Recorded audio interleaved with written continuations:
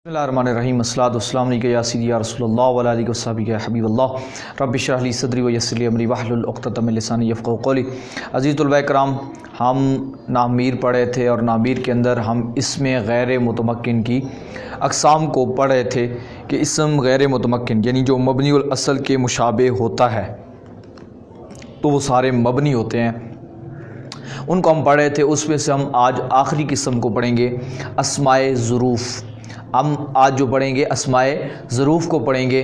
और आपको पता है अस्माए ज़रूफ़ दो तरह से होते हैं, एक होता है ज़र्फ़ ज़मां, एक होता है ज़र्फ़ मकाम। इसमें ज़र्फ़ क्या होता है, यानी जब आप किसी काम की जगह या वक्त के बारे में बताते हैं, यानी जो किसी भी काम है फ़ेल के वाक़े होने का ज़माना, वक्त या जगह बताते हैं तो उसको आप इसमें ज़र्फ़ कहते हैं। तो आपने सर्फ़ के अंदर इसमें ज़र्फ़ की गर्दान पढ़ी थी, मुजरद से भी मज़ीद फ़ी से भी। आपने पढ़ा था मदरबुन, मदरबुन, मदरबान, मदारबुन, मुदैरबुन और मदरबुन, अपना मनसरुन, यानी दो तरह से आता था, मफ़अलुन और मफ़इलुन, दो वज़न थे।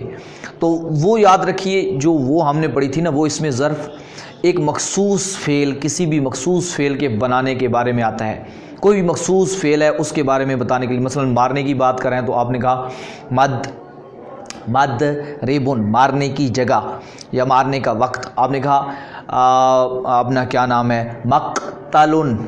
क्योंकि नासर यंसुरु से आता है तो ये मफ़अलुन होगा, मक़तलुन। तो क्या मतलब,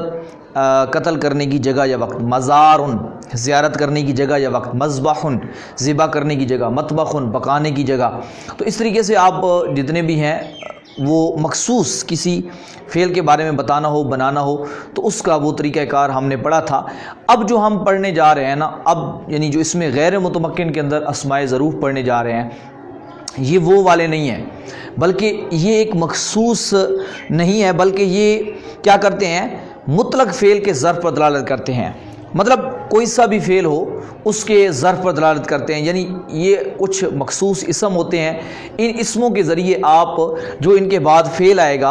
आप उस जो भी फ़ेल आ जाए, कोई भी आ सकता है, ज़रूरी नहीं कि एक मखसूस हो, तो उसकी ये वक़्त या जगह को बताने के लिए आते हैं। पहले हम उनको देख लेते हैं जो जगह के बारे में, अपना वक़्त के बारे में दलालत करते हैं, यानी जिनको हम ज़र्फ़ ज़मां कहते हैं।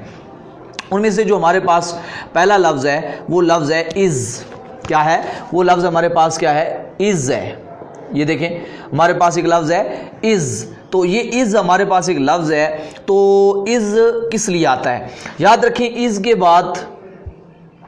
फ़ेलिया जुमला भी आ सकता है और इसके बाद इस्मिया भी आ सकता है। लेकिन याद रखिए, इज़ जो है वो वक्त पर दलालत करता है, और वक्त भी क्या, माजी, गुजरे हुए वक्त पर दलालत करता है। चाहे इसके बाद फ़ेल माजी हो या फ़ेल मुज़ारे हो, माना जो है वो चेंज करके जो है वो ले जाएगा किधर, अपना माजी की तरफ ले जाएगा। मसलन आप देखें, एक मिसाल मैं आपके सामने रखता हूँ। मसलन कुरान मजीद फ़ुरक़ान हमीद के अंदर आयत है, इज़ यरफ़अु इब्राहीमुल क़वाइद मिनल बैत। जिस वक़्त, अब तर्जुमा में क्या कर रहा हूँ, जिस वक़्त इब्राहीम ने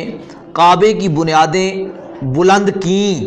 बुलंद करता है या बुलंद करेगा नहीं, बल्कि क्या है, बुलंद की। तो जिस वक़्त इब्राहीम ने काबे की बुनियादें बुलंद की, तो इसके साथ साथ इज़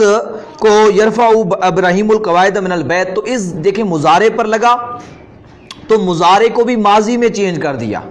माजी के अंदर, यानी तर्जमा माजी वाला किया हमने। तो यानी इसके बाद फ़ेलिया आ सकता है, यानी जुमला जो होता है फ़ेलिया होता है, इस जर्फ, जिस तरह आप देख रहे हैं, इस यरफ़अु इब्राहीमुल क़वाइदा, यरफ़अु फ़ेल है, उसका फ़ाइल इब्राहीमो है, अल क़वाइद मिनल बैत, ये सारा इसका मफ़ूल बन रहा है। अब यहाँ इसी तरीके से जुमला फ़ेल माजी भी इसके बाद आ सकता है। बहरहाल मकसद ये है कि इस वक़्त पर दलालत करता है, और इसके बाद जुमला फ़ेलिया भी आ सकता है, जुमला इस्मिया भी आ सकता है। अगर जुमला फ़ेलिया आएगा तो तर्जमा माजी वाला करना है, यानी ये उसके मफ़हूम को माजी के साथ टच करता है, यानी गुजरे हुए ज़माने के साथ टच करता है। जिस वक़्त इब्राहीम ने काबे की बुनियादें उठाईं, बुलंद की, करता है या करेगा, नहीं करे, ठीक है। इस तरीके से इज़ के बाद जुमला इस्मिया भी आ सकता है, इज़ हुमा फिल गार, حضرت ابوبکر صدیق رضی اللہ تعالیٰ عنہ اور رسول اللہ صلی اللہ علیہ وسلم جب غار ثور میں تھے تو اس وقت جو آیاتیں اتری تھیں اذ ہما فی الغار، کہ جس وقت وہ دونوں غار میں تھے، اذ ہما فی الغار یعنی رسول اللہ اور ابوبکر صدیق، تو اذ ہما فی الغار، تو اب دیکھیں اذ ہے اس کے بعد ہما آ رہا ہے، ہما ضمیر ہے، اسم ہے، ضمیر اس میں ہوتی ہیں، ابھی ہم پڑھ چکے ہیں اس میں غیر متمکن میں، تو جو اسم سے جملہ شروع ہو اسمیہ ہوتا ہے، اس کے پہلے جو اس کو ہم مبتدا کہتے ہیں، فی جار ہے، الغار مجرور ہے،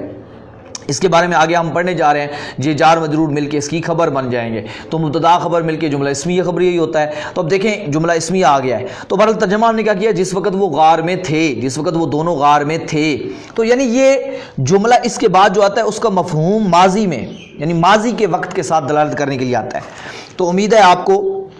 اس کا مطلب سمجھ آ گیا ہوگا، یعنی اس جو ہوتا ہے وہ ہینا کے معنی میں ہوتا ہے، جس وقت، جب،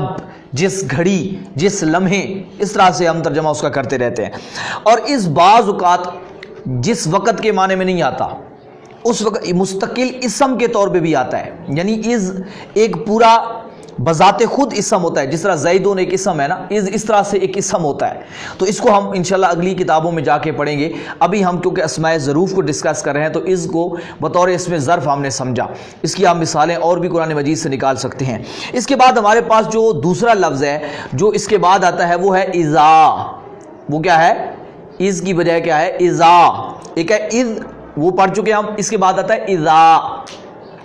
اب یہ اذا بھی جو ہوتا ہے یہ بھی وقت پر دلالت کرنے کے لیے آتا ہے،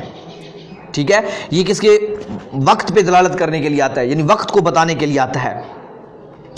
اب جب یہ وقت کو بتانے کے لیے آتا ہے تو اس کے بعد جملہ فعلیہ آتا ہے، اس کے بعد جملہ فعلیہ آتا ہے، اور جملہ فعلیہ جب اس کے بعد آتا ہے تو دیکھیں اس کے بعد جملہ فعلیہ آتا ہے۔ اب جملہ فعلیہ اس کے بعد جو آئے گا چاہے وہ ماضی ہو یا مضارع ہو، ترجمہ جو ہے وہ مستقبل والا ہوگا، کام الٹ ہو گیا، اس سے الٹ کام ہے، یعنی از ماضی کا مفہوم دیتا ہے، اذا مستقبل کا مفہوم دیتا ہے، چاہے اس کے بعد ماضی ہی کیوں نہ آ جائے، تو وہ مفہوم جو ہے آپ نے مستقبل کا دے گا۔ یہ اب بعض اوقات اس کے اندر شرط کا معنی بھی پایا جاتا ہے، آگے جا کے آپ جملہ شرطیہ پڑھیں گے، یعنی ایک شرط ہوتی ہے اور ایک جزا ہوتی ہے، جس طرح آپ اردو میں بولتے ہیں کہ اگر تو کھانا کھائے گا تو میں تجھے انعام دوں گا، تو یہ شرط ہو گئی، اگر تو کھانا کھائے گا، تو اس طرح یہ جزا کیا تھی کہ میں تجھے انعام دوں گا، تو اسی طرح عربی میں بھی شرط اور جزا ہوتی ہے، تو یہ اذا جو ہوتا ہے کبھی شرط کے معنی کو بھی متضمن ہوتا ہے، مطلب اس کے اندر شرط کے معنی بھی پائے جاتے ہیں، جب شرط کے معنی ہوں گے تو پھر جزا بھی ہوگی، مثلا سمجھیں اذا جاء نصر اللہ والفتح، جس وقت اللہ کی مدد اور فتح آئے گی، جس وقت اللہ کی مدد اور فتح آئے گی، ٹھیک ہے، اذا جو ہے نا شرط، اذا شرط کے معنی، اور دیکھیں اس کے بعد ماضی آ رہا ہے لیکن معنی کس کا دے رہا ہے، مستقبل والا دے رہا ہے، معنی مستقبل والا دے گا، یعنی یہ معنی جو ہوتا ہے اس کے بعد جو یہ مستقبل کے وقت پر دلالت کرنے کے لیے آتا ہے، اور اپنا یعنی کبھی یہ شرط یہاں پہ شرط کے معنی میں ہے، جس وقت اللہ کی مدد آئے گی تو تم دیکھو گے کہ لوگ فوج در فوج اللہ کی دین میں داخل ہوتا دیکھو گے، تو اب دیکھیں یہاں پہ اس طریقے سے کہیں پر بھی اس طرح سے آ سکتا ہے، اور ماضی اس کے بعد آئے، اور کبھی اس طرح سے حتی اذا ساوا بین الصدفین، اب یہاں شرط کے معنی یعنی کبھی شرط کے معنی میں نہیں ہوگا، صرف جو ہے وقت مستقبل کا بتانے کے لیے گا، حتی اذا ساوا بین الصدفین، یعنی جس وقت حضرت سکندر ذوالقرنین نے کیا کیا، دونوں جو خالی جگہ تھی ان کو سیسے سے بھر دیا، تو حتی اذا ساوا، یہ معنی بھی لے سکتے ہیں، یا اس طریقے سے کبھی صرف ظرفیت کا معنی یعنی وقت پہ دلالت کرنے کے لیے آتا ہے، واللیل اذا یغشی، واللیل اذا سجا، ٹھیک ہے، قسم ہے رات کی کہ جب وہ ڈھانپ لیتی ہے، جب وہ چھا جاتی ہے، تو اب مطلب ہے کہ دیکھیں یہاں پہ آپ نے یہ سمجھنا ہے کہ اذا جو ہے وہ وقت مستقبل پر دلالت کرنے کے لیے آتا ہے۔ اگلے کی طرف بڑھیں،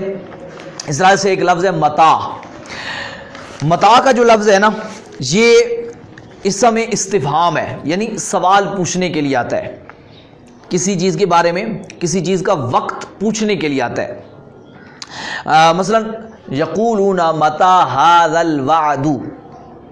کافر کہتے ہیں کہ یہ وعدہ جو آپ نے کیا ہے یہ کب پورا ہوگا، متا کب، ھذا الوعد یہ کب وعدہ پورا ہوگا، متا نصر اللہ اللہ کی مدد کب آئے گی، اللہ کی مدد کب آئے گی۔ تو یہ دیکھیں سوال کے لیے آتا ہے اور یہ بھی وقت دلالت کرنے کے لیے آتا ہے، وقت کے بارے میں بتانے کے لیے آتا ہے کہ کب، یعنی سوال کے طور پہ وقت پوچھنے کے لیے آتا ہے۔ اس طرح سے ایک لفظ ہے ایانہ، ایانہ بھی بالکل متا کے ہم معنی ہے، یعنی اس کے اندر بھی سوال ہوتا ہے، لیکن کس کے بارے میں، یعنی وقت کے بارے میں، کہ ایانہ مثلا یسألون وہ سب پوچھتے ہیں ایان یوم الدین، قیامت کا دن، جزا کا دن کب ہوگا۔ اب یہاں تھوڑا سا فرق ذہن میں رکھیے گا، متا اور ایانہ دونوں وقت کے بارے میں سوال کرنے کے لیے آتے ہیں، کسی چیز کے وقت کے بارے میں، لیکن یہ ذہن میں رکھیے گا کہ متا اور ایانہ میں فرق یہ ہے کہ متا سے آپ کسی چیز کے بارے میں بھی سوال کر سکتے ہیں جو جس کا وقوع ہونا ہے، آپ اس کے بارے میں سوال۔ ایانہ جو ہے نا، کوئی عظیم اور ہولناک چیز، بڑی دہشت والی چیز ہو، اس کے واقع ہونے والی ہو، تو اس کے بارے میں جب آپ سوال کریں گے تو اس کو ایانہ سے کریں گے۔ جس طرح دیکھیں قیامت کا دن ایک بڑا ہولناک اور دہشت والا دن ہوگا، تو اس کا واقع ہونا ایک بہت بڑا واقعہ ہے، تو اس لحاظ سے اب جب قیامت کے بارے میں ہم نے سوال کیا تو قرآن مجید کے اندر اس کے بارے میں بھی آیا، تو یسألون ایان یوم الدین، قیامت کا دن کب ہوگا، تو ایانہ سے سوال ہوا۔ تو لفظ ایانہ اور متا میں یہ فرق بھی آپ کے ذہن میں ہونا چاہیے۔ اس کے بعد ہے لفظ منزو، یہ آپ نے پڑھا ہے، حروف آگے پڑھیں گے آپ، حروف جارہ میں بھی آتے ہیں، یہ حروف میں بھی آتے ہیں، اور یہ اپنا اسماء ظروف میں بھی آتے ہیں۔ یعنی کیا مطلب، یہ کسی بھی کام کے پوائنٹ، شروع ہونے کے پوائنٹ کو بتانے کے لیے آتے ہیں، پوچھنے کے لیے آتے ہیں، تو اس کے بارے میں انشاءاللہ ہم تفصیل سے آگے جا کے پڑھیں گے بھی یہ صحیح۔ اور ہم مثلا میں کہہ سکتا ہوں کہ ما رأیتہ مذ یومین، یا ما رأیتہ منذ یومین، میں نے اس کو 2 دن سے نہیں دیکھا، میں نے اس کو 2 دن سے نہیں دیکھا، یا ما رأیتہ مذ شہر، میں نے اس کو 1 مہینے سے نہیں دیکھا۔ یعنی میں اپنے نہ دیکھنے کی ایک ابتدائی پوائنٹ بتا رہا ہوں، یا کل وقت بتا رہا ہوں کہ مجھے کتنا ٹائم ہو گیا کہ میں نے اس کو نہیں دیکھا۔ یا میں کہہ سکتا ہوں ما رأیتہ مذ یوم الجمعۃ، میں نے اس کو جمعے کے دن سے نہیں دیکھا۔ تو یعنی جب میں کسی کو سٹارٹنگ پوائنٹ بتا رہا ہوں تو یہ بھی وقت بتانے کے لیے آتا ہے، اور یہ کل وقت کو بھی بتانے کے لیے آتا ہے، یا جو مخصوص ٹائم ہوتا ہے اس کو بھی بتانے کے لیے آتا ہے۔ تو اس پہ ہم حروف جارہ میں جا کے انشاءاللہ مزید بھی بحث کریں گے۔ تو اس کے بعد لفظ ہے قطو، کیا لفظ ہے، قطو اور عودو۔ لفظ قطو جو ہے نا، یہ ماضی کے زمانے میں کسی کام کی تاکید کے لیے آتا ہے۔ لفظ قطو ماضی کے زمانے میں کسی کی تاکید کے لیے آتا ہے۔ اور ایک قطو ہم نے اسماء افعال میں بھی پڑھا ہے، پیچھے ہم نے پڑھ چکے ہیں نا، قطو اسماء افعال میں بھی پڑھ چکے ہیں، جو کہ بمعنی انتہی تھا۔ قطو بمعنی انتہی، مطلب رک جا، سٹاپ۔ تو اس کو ہم تفصیل سے ہم نے کہا تھا اسماء افعال کو ہم آگے ان کا عمل پڑھیں گے، صرف لفظ پڑھا تھا، لیکن یہ ذہن میں ہونا چاہیے کہ قطو اسماء افعال کے طور پہ بھی استعمال ہوتا ہے، وہاں بھی مبنی ہوتا ہے، اور یہاں قطو اس میں ظرف کے طور پہ بھی استعمال ہوتا ہے۔ اس میں ظرف کون سا، زمان، وقت، لیکن وقت کون سا، ماضی۔ ماضی بھی خالی نہیں، ماضی کی تاکید کے لیے آتا ہے، علیحدہ نہیں آتا۔ مثلا میں کہتا ہوں ما رأیتہ، میں نے اس کو نہیں دیکھا، یہ اتنی سی بات تھی، لیکن اگر میں یوں کہوں ما رأیتہ قطو، تو مطلب یہ ہے میں نے اس کو بالکل نہیں دیکھا، یعنی میرا پچھلا جو زمانہ ہے، ماضی گزرے ہوئے، میں نے اس کو بالکل نہیں دیکھا۔ دیکھیں تاکید ہو گئی، جس طرح ہم اردو میں کہتے ہیں نا بالکل نہیں دیکھا، تو میں نے کبھی نہیں دیکھا اس کو، یوں بھی کہہ سکتے میں نے اس کو کبھی نہیں دیکھا، مطلب مکمل تاکید کہہ رہا ہوں۔ تو قطو جو لفظ آتا ہے یہ زمانہ ماضی کی تاکید کے لیے آتا ہے۔ جس سے آگے لفظ ہے عودو، عین واو ضاد، عودو یہ مستقبل میں کسی کام کی تاکید کے لیے آتا ہے، وقت کے لیے، مستقبل کے وقت کے لیے، دونوں، یعنی قطو اور عودو میں یہی فرق ہے۔ مثلا میں کہتا ہوں کہ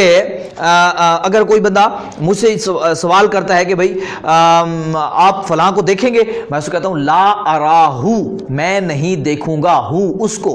خالی، مطلب اگر میں تاکید لگا لا راہو عودو، میں اسے کبھی نہیں دیکھوں گا، میں نے اس کو بالکل نہیں دیکھوں گا، کبھی نہیں دیکھوں گا، تو اس لحاظ سے یہ عودو کے لفظ سے تاکید ہو گئی۔ تو یہاں آپ نے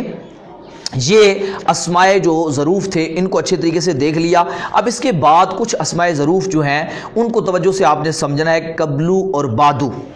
جو ہے یہ لفظ یہ بڑے امپورٹنٹ ہیں اور ان کو تھوڑا سا آپ نے توجہ سے سمجھ لینا ہے, کیونکہ قبلو اور بعدو جو ہیں یہ قبلو کا معنی بنتا ہے پہلے, بعدو کا معنی بنتا ہے بعد میں, لیکن ان دونوں میں تھوڑا سا ڈفرینس ہے, یعنی فرق ہے کہ یہ معرب بھی ہوتے ہیں اور مبنی بھی ہوتے ہیں. تھوڑا سا اس لیے مشکل ہوگی کیونکہ یہ ہر وقت مبنی نہیں ہوتے, معرب بھی ہوتے ہیں مبنی بھی ہوتے ہیں. تو اب ہمیں پہچاننا ہوگا کہ مبنی کب ہوتے ہیں اور معرب کب ہوتے ہیں. تو یاد رکھیں کہ جو یہ قبلو اور بعدو ہیں, قبلو اور بعدو ہیں, ان کو ہم نے معرب اور مبنی سمجھنے کے لیے ہم نے یہ دیکھنا ہے کہ اگر یہ مضاف ہوئے پڑے ہوں, یعنی قبلو اور بعدو مضاف ہوں اور ان کا مضاف الیہ, جس طرح میں آپ کو نقشہ یہ دے رہا ہوں, مضاف الیہ موجود ہے یا محذوف ہے, یعنی موجود ہے یا اس کا مضاف الیہ آگے مٹایا ہوا ہے, حذف شدہ ہے, ڈیلیٹ ہے. اگر ان کا مضاف الیہ موجود ہو تو اس وقت یہ معرب ہوتے ہیں. معرب کا مطلب پیچھے جیسا عامل ہوگا اسی کے حساب سے اعراب ہوگا, یعنی رفع میں رفع, نصبی میں نصب, جری میں جر. مثال دیکھیں, مثلا سبح بحمد ربک قبل طلوع الشمس, اپنے رب کی پاکی بیان کرو سورج طلوع ہونے سے پہلے. ٹھیک ہے, ہر رب, ٹھیک اس طریقے سے آپ قرآن مجید میں بہت ساری آپ کو مثالیں ملیں گی جہاں پہ مضاف الیہ دیکھیں نا, اب اس کا مضاف الیہ موجود تھا سورج کے طلوع ہونے سے پہلے, قبلہ. تو اب میں نے قبلہ کیوں اس کو نصب دی ہے, کیونکہ یہ اس کا مفعول بن رہا ہے, تو اس وجہ سے اس پہ قبلہ طلوع. اگر اس کے پیچھے حروف جارہ لگ جاتا من قبل طلوع الشمس تو من لگتا, تو اگر قبلی پڑھتا, یعنی جیسا عامل ہوگا ویسا. کیونکہ ابھی ہم نے عامل پڑھنے ہیں, فی الحال آپ نے ذہن میں یہ رکھنا ہے کہ رفع, نصبی, جری تینوں حالتوں میں اس کا اعراب تبدیل ہوگا جب اس کا مضاف الیہ موجود ہوگا. اگر اس کا مضاف الیہ موجود نہ ہو, محذوف ہو, یعنی حذف شدہ ہو صحیح لیکن حذف شدہ ہو, تو اب وہاں پہ پھر دو صورتیں ہیں کہ اس کا مضاف الیہ آپ کو بالکل بھول گیا ہے,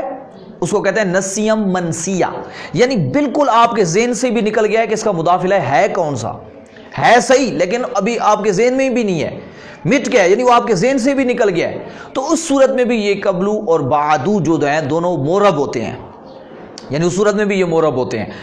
لیکن ایک صورت تیسری بچ جاتی ہے کہ جب ان کا مضاف الیہ محذوف ہو لیکن آپ کے ذہن میں موجود ہو, لفظوں میں موجود نہیں ہے لیکن ذہن میں موجود ہے, تو اس وقت قبلو اور بعدو کیا ہوتے ہیں, مبنی ہوتے ہیں, اور مبنی بر ضم ہوتے ہیں. کیا مطلب, اس وقت ان پہ ہمیشہ پیش آتی ہے, چاہے حالت رفع میں ہو, نصبی میں ہو, جری میں ہو, جس حالت میں بھی ہوں ان پہ ہمیشہ پیش آئے گی. اس کی مثال دیکھیں, مثلا حرمنا علیہ المراضع من قبل. اب اس کا مضاف الیہ یہاں پہ معذوف تھا, تو اس وجہ سے جو ہے وہ قبلو کے اوپر من پیچھے لگا پڑا ہے لیکن قبلی نہیں پڑا, قبلو پڑا ہے. تو اس طریقے سے ہم نے اپنے ذہن کے اندر رکھنا ہے کہ حرمنا علیہ المراضع من قبلو, تو یعنی قبلو اور بعدو ان کے اندر جب مضاف الیہ محذوف ہو لیکن آپ کے ذہن میں موجود ہو, جس طرح کہ آپ کو ایک نقشے میں یہ سمجھایا جا رہا ہے, اور پھر مثالیں بھی آپ دیکھ سکتے ہیں, اور بھی آپ کو واٹس ایپ کے اندر گروپ کے اندر مثالیں ڈالی جائیں گی مشق کے طور پہ, تو آپ انشاءاللہ اور بہتر طریقے سے سمجھ جائیں گے. تو یہ آپ نے ذہن میں رکھنا ہے, دو صورتیں اس کی معرب کی ہیں اور ایک صورت اس کی مبنی کی ہے. ٹھیک ہے, تو اس وجہ سے آپ نے ان کو اچھے طریقے سے ذہن کے اندر رکھ لینا ہے کہ قبلو اور بعدو کا. تو یہ یہاں پہ آ کے ہمارے ظرف زمان ختم ہو گئے, وقت کے بارے میں جو بتانے والے تھے. اس طرح سے کچھ ظرف مکان ہیں, یعنی جو جگہ کے بارے میں دلالت کرتے ہیں, جو جگہ پر دلالت کرتے ہیں. مثلا حیثو کا معنی بنتا ہے جہاں کہیں, حیثو کا معنی جہاں کہیں یعنی جس جگہ. تو اب مثلا آپ کہتے ہیں وَقْتُلُوهُمْ حَيْثُ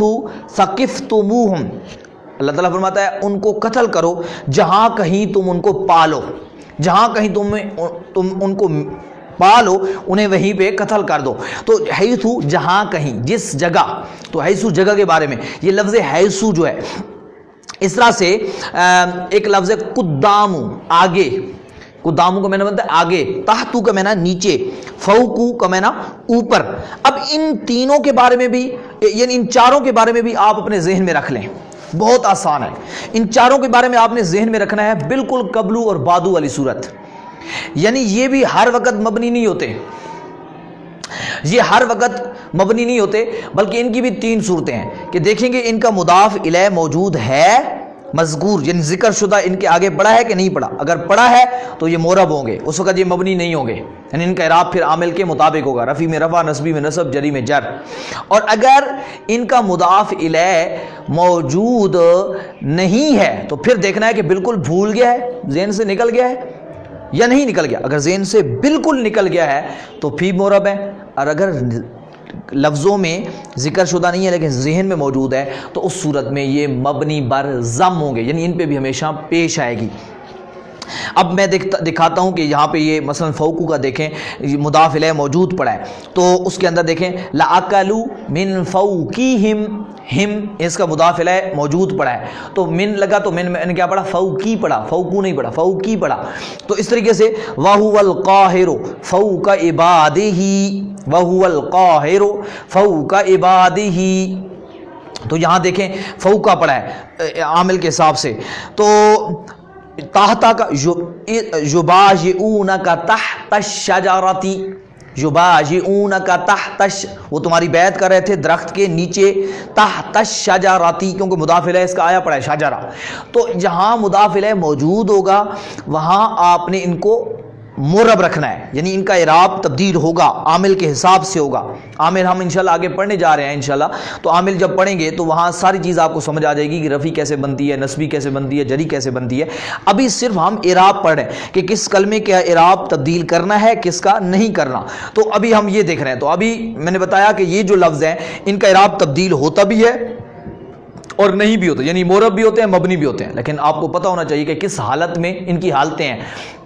مبنی بنانا ہے، کس حالت میں معرب بنانا ہے. جب مضاف الیہ موجود نہیں ہوگا تو آپ نے ان کو پھر مبنی بر ضم رکھنا ہے. پیچھے جو سا بھی عامل آ جائے، رفع، نصبی، جری، جو بھی حالت ہوگی، یہ تحتو، قدامو، فوقو، راسو، اپنا حیثو ہوں گے، یہ تبدیل نہیں ہوں گے، ان کے اندر تبدیلی نہیں آئے گی. تو اس طریقے سے ایک لفظ اور بھی ہے جو یہاں کتاب میں نہیں لکھا ہوا، وہ ہے لفظ سما.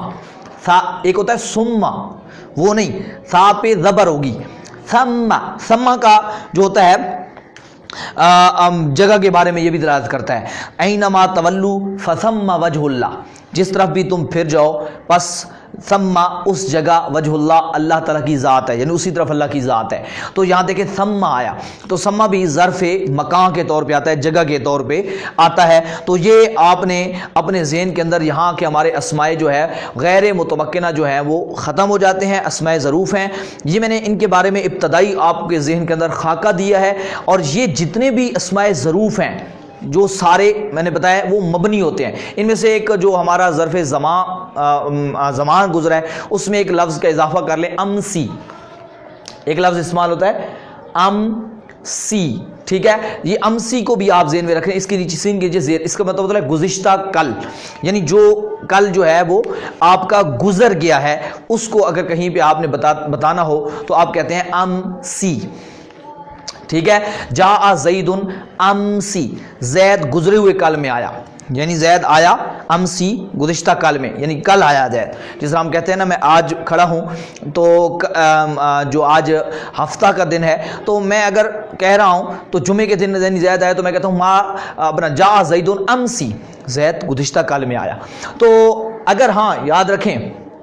امسی پر الف لام لگ جائے تو پھر یہ معرب ہو جاتا ہے، یا یہ گزرے مخصوص کسی کل کی بات نہ ہو رہی ہو، کسی بھی کل کی بات ہو رہی ہو تو پھر بھی معرب ہو جاتا ہے. تو بہرحال آپ نے ویسے یہ زیادہ تر استعمال جو ہوتا ہے وہ گزشتہ کل کے طور پہ استعمال ہوتا ہے، تو اس لیے یہ مبنی ہوگا، مبنی بر کسر، یعنی اس کے نیچے ہمیشہ زیر آئے گی، امسی. اچھا، اس طریقے سے ایک لفظ ہوتا ہے ما، لفظ ہوتا ہے ما، وہ بھی ظرف کے طور پہ استعمال ہوتا ہے. ما کا معنی بنتا ہے ساتھ، ٹھیک ہے. ان مع العسر یسرا، بے شک مشکل کے ساتھ آسانی ہے. تو ما جو ہوتا ہے وہ بھی مبنی بر فتح ہوتا ہے، اس پہ ہمیشہ زبر آتی ہے، یعنی یہ جو ما اس کو پڑھتے ہیں، ماؤ مئی نہیں پڑھتے، ٹھیک ہے. تو اس طریقے سے یہ، لیکن اگر یہ مطلقاً یعنی بعض اوقات یہ ہوتا ہے، اس کی صورتحال یہ ہوتی ہے کہ یہ مضاف نہ ہو، یعنی اگر مضاف نہ ہو تو اس وقت یہ معرب ہوتا ہے، یعنی یہ بھی ہمیشہ مضاف ہو کے استعمال ہوتا ہے، یعنی ما کے بعد ایک مضاف الیہ ہوتا ہے، جس طرح ان مع العسری، مشکل کے ساتھ آسانی ہے، تو دیکھیں ما، تو اس وقت ما کا تیرے ساتھ، ٹھیک ہے، تو اس وجہ سے اس کو کیا پڑھتے ہیں، جو ہے اس پہ نصب آتی ہے، لیکن اگر کہیں پہ یہ مضاف الیہ اس کا نہ ہو تو اس وقت یہ معرب ہو جاتا ہے، معن پڑھ سکتے ہیں، معن، ٹھیک ہے، تو آپ یعنی جاء الرجلان معن، دونوں آدمی اکٹھے آئے، ایک ساتھ آئے، تو یہ آپ کے سامنے میں نے اسماء ظروف رکھ دی ہے، تو ان کی مزید تفاصیل انشاءاللہ اگلی کتابوں میں جو ہم بڑی کتابیں پڑھیں گے تو وہاں اور بھی آئیں گی، یہاں آپ نے ان کو ابھی ذہن کے اندر بٹھانا ہے کہ اسماء ظروف ہیں کون کون سے، مکان جگہ پر کون سے دلالت کرتے ہیں، وقت پر کون سے دلالت کرتے ہیں، اور پھر یہ مبنی ہوتے ہیں یا معرب ہوتے ہیں، تو میں نے آپ کو بتایا کچھ تو ایسے ہیں جو بکے ہی مبنی ہوتے ہیں، ان میں سے کچھ تھے قبلو، بعدو، حیثو، قدامو، تحتو، فوقو، کہ جو معرب بھی ہوتے ہیں مبنی بھی ہوتے ہیں، دو حالتوں میں معرب ہوتے ہیں، ایک حالت میں مبنی ہوتے ہیں، جس کی تفصیل میں آپ کو بتا چکا ہوں۔ مشق کریں، سبق کو 2 سے 3 بار ضرور سماعت کیا کریں سنت کی نیت سے، اور پچھلا سبق ضرور دہرایا کریں، اگلا سبق نہ آنے تک آپ پچھلے سبقوں کی دہرائی جاری رکھا کریں، مشق ضرور کیا کریں، اور اگر کوئی چیز سمجھ نہ آئے تو واٹس ایپ نمبر شو رہا ہے، اس پہ سوال کیا کریں، اور نئی کلاسز کے داخلے بھی جاری ہیں، آپ دوسرے دوستوں کو بھی کوشش کرائیں کہ وہ درس نظامی کے اندر شامل کرائیں، ان کو بھی ذہن بنائیں کہ وہ بھی جو ہے اس کورس کے اندر شامل ہو جائیں، اور باقاعدہ طریقے سے وہ بھی سیکھنے کی کوشش کریں، یہ پیغام آپ پہنچائیں، دوسروں تک بھی پہنچائیں، تاکہ وہ بھی جلد از جلد نئی کلاسز شروع ہونے سے پہلے شامل ہو جائیں اور ان کو بھی دین سیکھنے کا موقع میسر آ جائے۔ والحمدللہ رب العالمین اجمعین برحمتک یا ارحم الراحمین۔